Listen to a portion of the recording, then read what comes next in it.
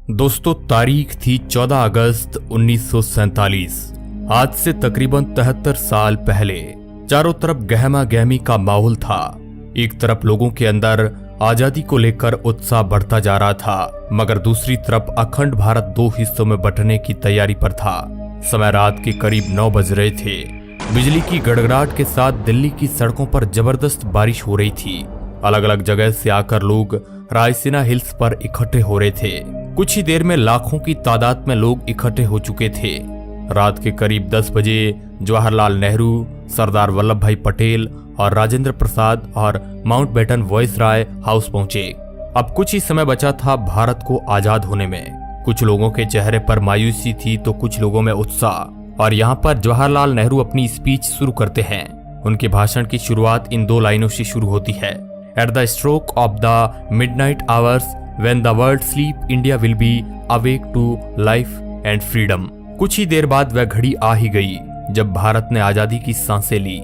रात 12 बजे शंखनाद से हमारे देश की आजादी का आरंभ हुआ था, जिस समय ग्राउंड पर खड़े लोग महात्मा गांधी के नाम के नारे लगाए जा रहे थे। और जो लोग अपने घरों में ये भाषण और सब कुछ रेडियो पर सुन रहे थे, उनकी भी खुशी का कोई ठिकाना नहीं था, क्योंकि उस समय भारत एक आजाद परिंदा हो गया था, जिसका हमने करीब 200 सालों से इंतजार किया था।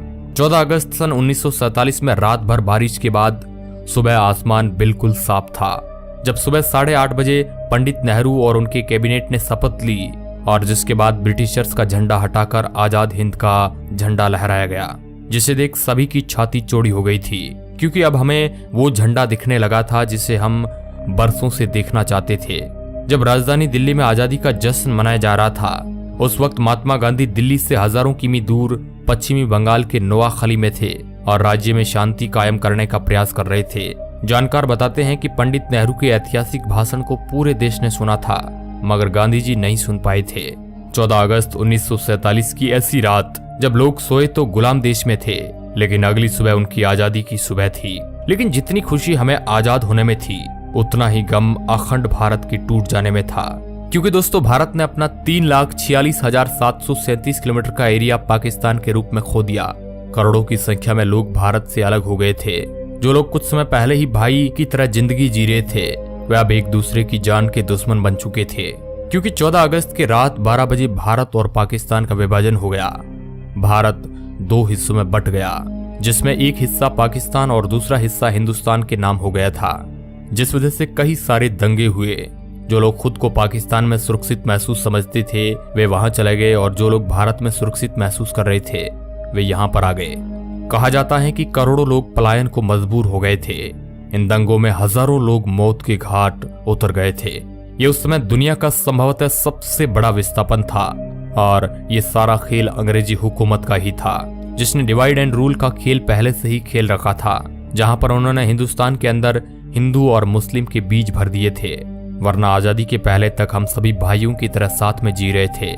वो तो अंग्रेज ही थे जिन्होंने हमें हमारी जाति के आधार पर हमारा व्यक्तित्व याद दिलाया, जिसके बाद हम आपस में ही लड़ने लगे।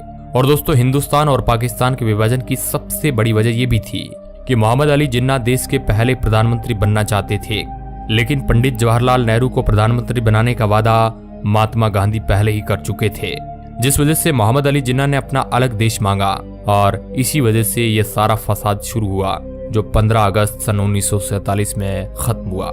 दोस्तों, हम आपको बता दें कि भारत को आजाद करने की बात बहुत पहले से ही चल रही थी, और इसी वजह से ब्रिटिशर्स ने माउंटबेटन को भारत का आखिरी वॉइसराय बनाया था, ताकि इसके बाद भारत को आजाद देश घोषित कर दिया जाए।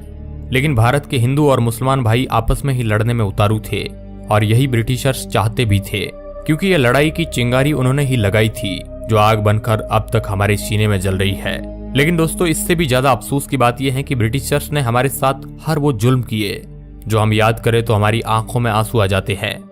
लेकिन फिर भी उन्हें बारातियों की तरह विदा किया गया। जहां 1500 ब्रिटिश सैनिकों की पहली टीम 17 अगस्त सन 1947 के दिन अपने देश लौटी, वही आखिरी टीम उसके 1 साल बाद 27 अगस्त 1948 के दिन निकली। और जब ब्रिटिशर्स के आखिरी सैनिक की टोली हमारा देश छोड़कर जा रही थी, तो उन्हें बैंड बाजे के साथ विदा किया गया, और उसी दिन सभी ब्रिटिशर्स का नाम हमारे देश के नक्शे से निकल गया। दोस्तों, ये थी हमारी आजादी की पूरी कहानी। लेकिन क्या आप हमें बता सकते हैं कि जिस भारत का ख्याल करके हमारे देश के स्वतंत्रता सेनानियों ने अपनी जान गंवा दी थी और कई लोग अपनी आखिरी सांस तक हमारे देश की सेवा के लिए लड़ते रहे, क्या वो देश हम बना पाए हैं या नहीं? अपना जवाब हमें कमेंट के माध्यम से आप बता सकते हैं। इस वीडियो रिपोर्ट के अंत तक बने रहने के लिए आपका बहुत बहुत धन्यवाद।